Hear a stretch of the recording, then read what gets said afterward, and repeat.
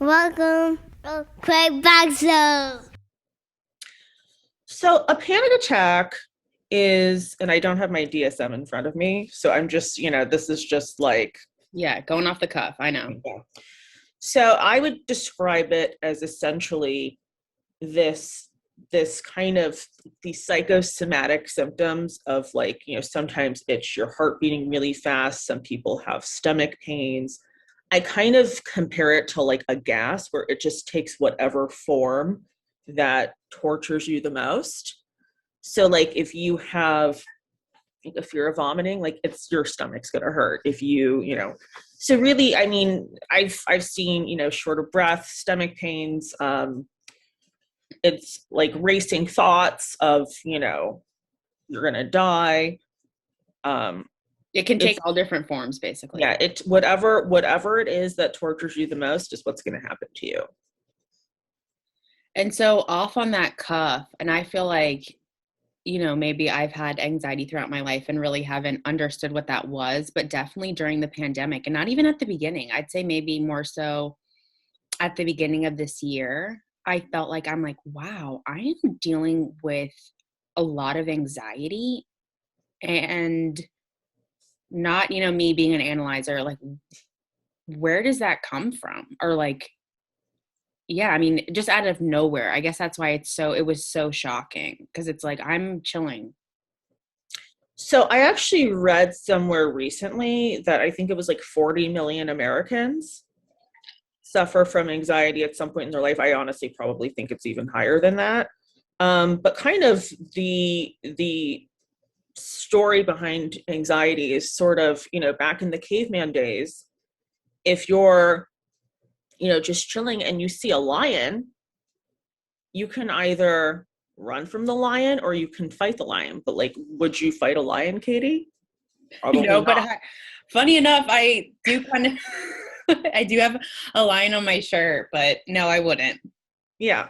So it's called the fight or flight response. And essentially, the people who responded the best to it ultimately have their genetics brought along to future generations. So the people who maybe wanted to like fight the lion were going to die and then not have the opportunity to have children and pass their DNA.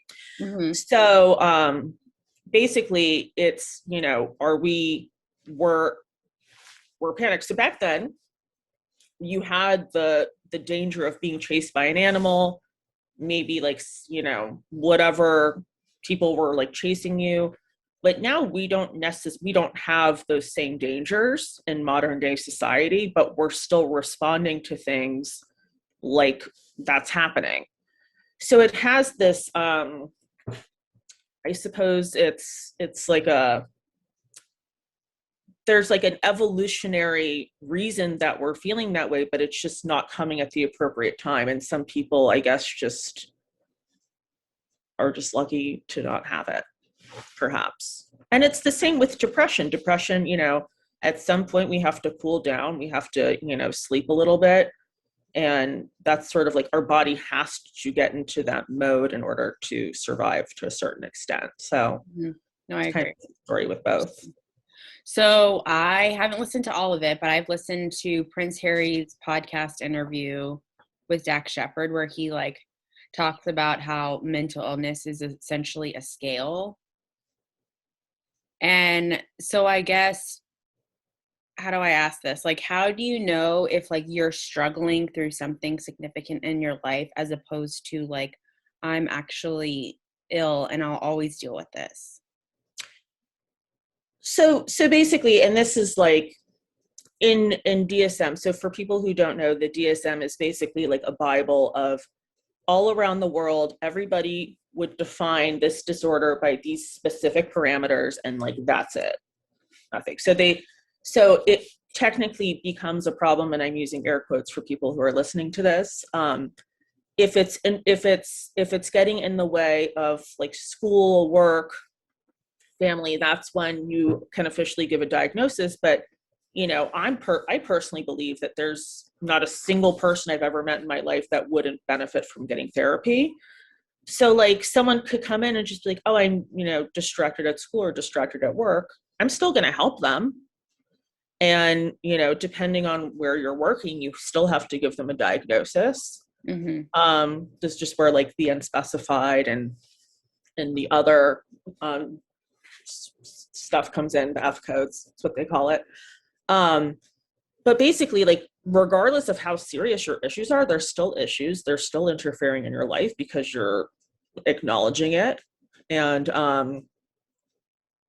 so another part of the DSM is a lot of the disorders can go by mild, moderate, and severe. And so if you wanted to, you can note that. I don't know if anyone actually does that. But it's basically like having more symptoms. So, I mean, basically, it is a scale, but you can still get help regardless of where you are on the scale. Like, it ultimately, that's a positive note.